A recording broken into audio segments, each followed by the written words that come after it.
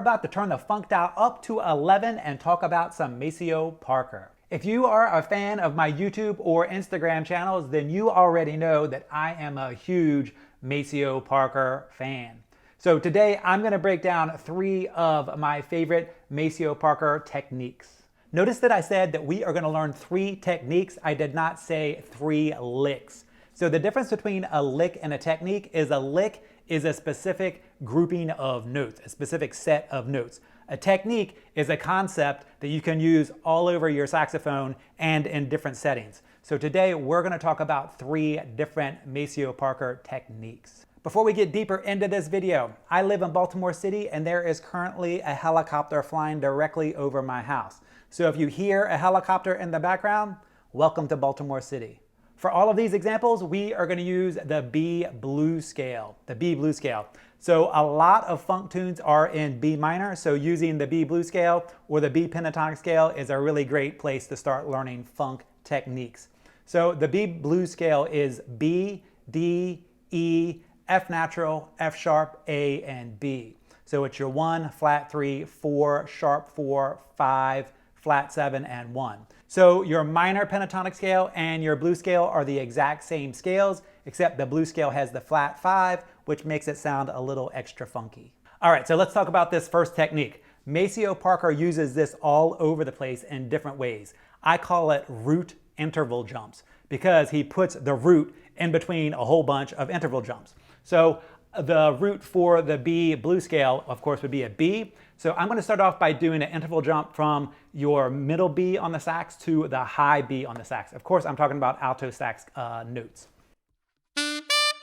And then he'll go to another interval, but before he goes to the other interval, he goes back to the root. So he'll play B, high B, B, next interval. My next interval is going to be in high A.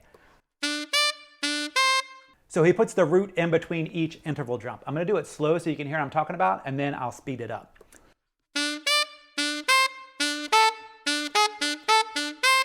So he's just playing the root in between each of the notes. Now, if you do this faster and really syncopate it, it sounds super funky.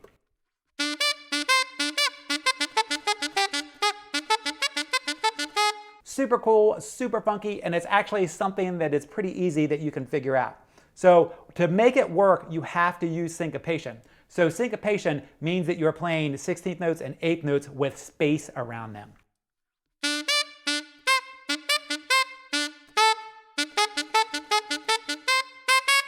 If I don't use syncopation,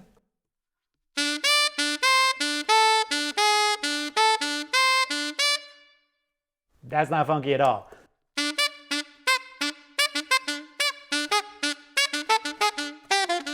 Maceo often does this with just the octave and the flat 7. You'll hear that all over the place and with just little short phrases, but he also does it using the entire scale. What is your favorite Maceo Parker album or track? Mine is the album Life on Planet Groove, which is a live album that is just insane. And my favorite track on that album is Shake Everything You've Got. Let me know what your favorites are in the comments below. Technique number 2 is a little more advanced. I call it the muted tongue. And he'll do that on different notes as well.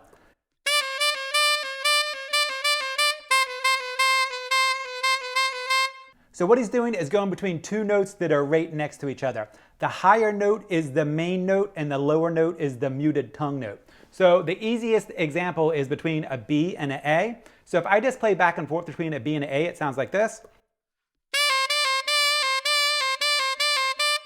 Now what he does is he puts his tongue on the reed when he plays the A so that it is muted, so the reed doesn't vibrate, but you still get the sound. So it's kind of a choked off sound.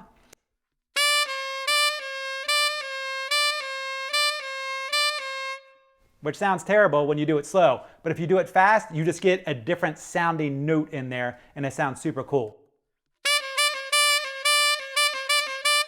Now with this technique, it's also really important to have a syncopated rhythm and you want to lean into that top note a little bit more so it's really articulated. So in this case, the B is going to be really articulated and the A is going to be choked off. Now you can also do it on an A to a G sharp. And one that he does all the time is from a high D to a high C sharp. And then when I finish the lick, I just do a little chromatic run up to the E. So I go D, D sharp, E.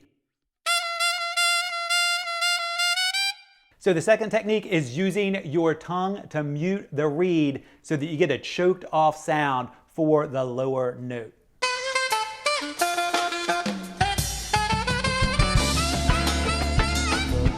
If you'd like to get a whole lot better at funk improv, then I would like to invite you to check out the Scott Paddock Sax School. That is one of my favorite things to teach, and in the Sax School I have an entire course dedicated to funk improv. In that course, I teach you 10 really popular funk songs and a ton of tips, tricks, and techniques to solo over those songs. So the improv goes way, way, way beyond just blues scale and pentatonic scale solos. I show you all different kinds of cool techniques that you can use when improvising over a funk song. So if that sounds like something you'd be into, then stop by the Scott Paddock Sax School. I'll put the link in the description below. And the third technique is something that I use all of the time. I call it the two timbre jam. So that is when you have one note, but you play it in two different ways, so you get two different sounds. Now, the one that he uses all the time is on a specific note. So whether you're playing alto or tenor, you're gonna wanna do this on an A on the saxophone. So you're gonna play an A, which of course is 1, 2. And then in your right hand, you're gonna play a second note, which is also an A, but you're gonna finger it 1, 2, 1, 2, 3. So this third finger here is gonna be up. And it's gonna give you a weird sounding A. Let me stand up so you can see my hands.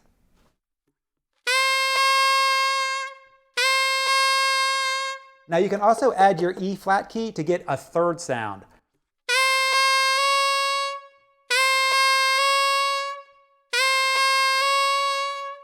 Adding the E flat key, it definitely makes it sound super weird, but if you do it in the right way, it actually adds a really cool accent to the lick.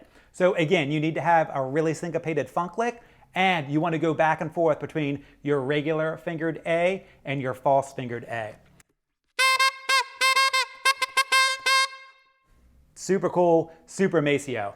Now this time I'm going to add in that third fingering by adding on the E flat key, and you're going to hear how I get this super cool accent. Very cool.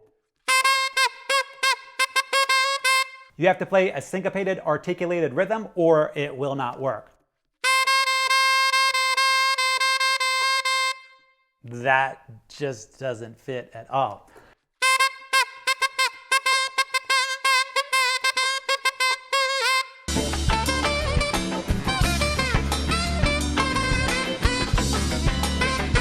Maceo Parker also does this with overtones. So if I play a regular middle B, and then I play an overtone middle B, and then use those two sounds as the two timbre jam.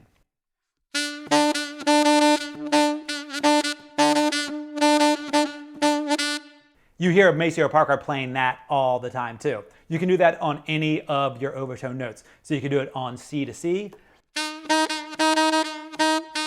C sharp to C sharp. You can use that concept on any overtone. So those are 3 Maceo Parker techniques that you can use to supercharge any funk solo that you play. Thanks for taking the time to check out this video. If you'd like to dive deeper into my saxophone world, come check me out at the Scott Paddock Sax School.